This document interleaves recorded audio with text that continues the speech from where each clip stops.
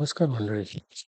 या व्हिडिओमध्ये आज आपण हे बघूया, की स्ट्रक्चरमध्ये जे व्हॅल्यूज असतात, ते आपण चेंज कसे करू शकतो. ठीक आहे. तर आधीचाच मी कोड घेतलेला आहे.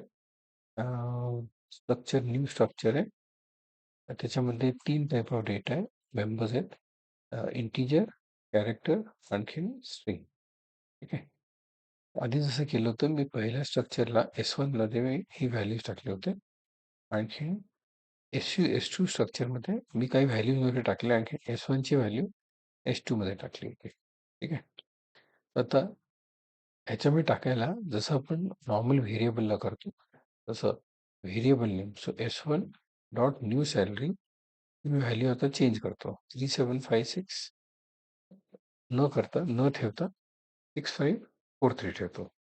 आणखीन जे त्याचं जे स्ट्रिंग डेटा आहे त्याला मी स्ट्रिंग कॉपीने चेंज करतो.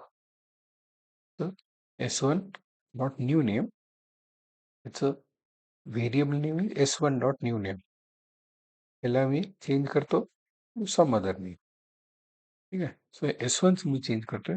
S2चं मी चेंज करत नाही आहे. काहीतरी याच्यामध्ये अजून काहीतरी चेंजेस करूया. Some other name exclamation. ठीक आहे.